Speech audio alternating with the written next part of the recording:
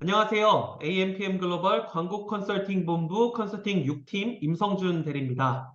지난 시간에도 반려식물에 대한 이야기를 해보았는데요. 먼저 식집사라는 말 들어보셨나요? 반려동물을 키우시는 분들 사이에서 특히 고양이를 키우는 분들은 집사라고 부르죠. 그런데 이제는 반려식물을 기르는 사람들을 두고 식집사라는 표현도 사용한다고 합니다. 지난 시간에는 새로운 트렌드로 떠오른 반려식물에 대해서 이야기를 해보았다면 이번 시간에는 매체에 적용해보는 시간을 갖도록 하겠습니다. SNS 편입니다. 첫 번째로 검색량이 늘어나고 있습니다. 올해는 반려식물 산업이 5천억 원을 돌파할 것이라고 말씀드렸었는데요. 2019년 100억 원에 불과했던 반려식물 시장이 1년 만에 6배, 600억 원까지 돌파를 하더니 이제는 2023년에는 5천억 원, 말도 안 되는 시장이죠. 반려식물 관련 산업을 준비하시는 분들, 그리고 이미 시작하신 분들에게 엄청난 희소식이 아닌가 싶습니다. 하지만 그렇다고 무작정 뛰어들면 안 되겠죠. 식물 키우기를 취미로 하고 있는 소비자가 늘어나고 있다는 점에 주목해야 합니다. SNS 인스타그램 해시태그 반려식물을 검색해보면 104만 개의 게시물이 나오는데요. 작년 80만 개에 비해서 벌써 20만 개나 늘어났습니다. 홈 가드닝이라는 해시태그도 48만 개로 집계됐습니다. 2021년 대비 2022년 SNS 내 반려식물 언급량 증가율이 30.7%였는데요. 올해도 꾸준히 늘어나고 있습니다. 과거에는 식물을 키우는 주 연령층이 40대였죠. 그런데 SNS 상에서 이렇게 반려식물을 언급하는 사람들이 늘어난다는 걸 보면 이제는 40대 이상만 식물에 관심을 갖는 게 아니라 2030 젊은 세대도 식물에 많은 관심을 갖고 있다는 걸 확인하실 수 있습니다. 그렇다면 그들이 많이 활동하고 있는 곳에서 반려식물을 홍보하는 것이 좋겠죠. 그래서 SNS를 추천드립니다. 반려식물 키트를 판매하시는 사장님들은 상품의 사진과 함께 SNS 마케팅을 진행하시는 걸 추천드립니다. 희귀식물 레어플랜츠에 대한 게시물이 115만 건이 넘습니다. 사실 이건 희귀식물을 분양해서 팔았을 때 돈을 벌 수 있다는 것 때문에 인기를 끌었는데요. 2017년에서 18년 당시에 관엽식물 알보문이 한 장당 4만 원에 팔렸었습니다. 그런데 2021년 6월에는 한 장당 50만 원에 거래가 되면서 식물계에 비트코인이라는 말까지 나왔습니다. SNS를 통해서 반려식물의 인기가 확산되고 있습니다. BTS도 반려식물 인기 확산에 한몫 기여를 했죠. BTS 공식 SNS 계정 트위터와 인스타그램에 BTS가 직접 기르고 있는 반려식물 다육이 사진과 게시글이 올라왔습니다. BTS 팬들을 비롯해서 45만 건이 리트윗됐고 인스타그램에는 BTS 팬들이 해시태그와 함께 자신이 기르는 반려식물 사진을 빠른 속도로 게시하기도 했습니다.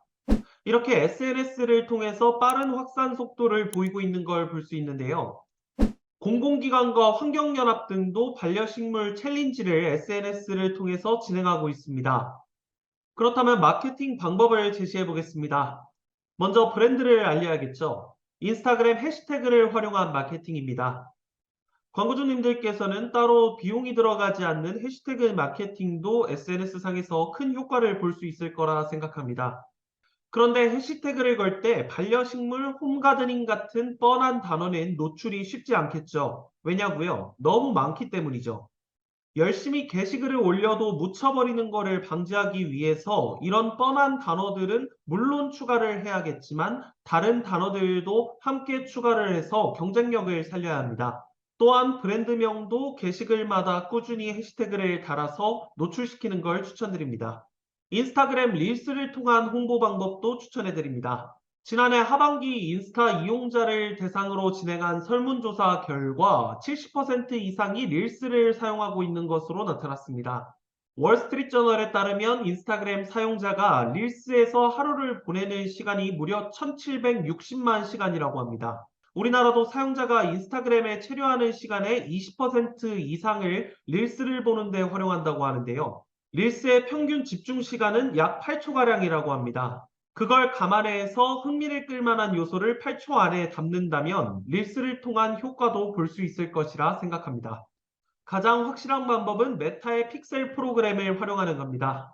페이스북 스폰서드 광고와 인스타그램 광고가 동시에 노출되도록 세팅이 가능하고 주 타겟층까지 분석해서 설정할 수 있는 메타를 활용하는 것이 가장 효과적이라고 볼 수 있겠습니다. SNS 마케팅을 통한 확실한 노출과 브랜드 홍보, 그리고 메타를 통한 타겟층 분석까지 이뤄진다면 구매까지 전환되는 비율이 높아질 겁니다. 게시글을 올리거나 찾아본 사람들은 타겟층에 걸릴 것이고 노출이 이뤄질 겁니다. 관심이 있는 소비자는 구매까지 이뤄지겠죠. 오늘은 새로운 트렌드로 자리 잡은 반려식물 시장의 매체 마케팅 방법을 소개해드렸습니다. 그중 SNS를 먼저 말씀드렸는데요. 다음 시간에는 다른 매체 소개를 이어가도록 하겠습니다. AMPM 글로벌 광고 컨설팅 본부 컨설팅 6팀 임성준 대리였습니다. 궁금한 사항이 있으면 연락 부탁드리겠습니다. 감사합니다.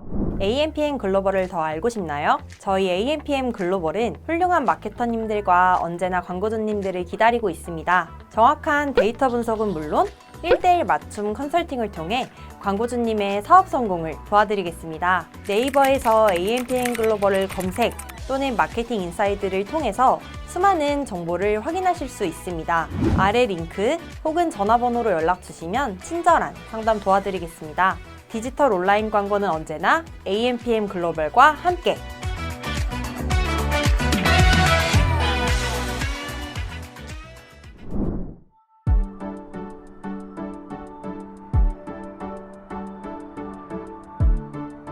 구독과 좋아요는 컨텐츠 제작에 힘이 됩니다.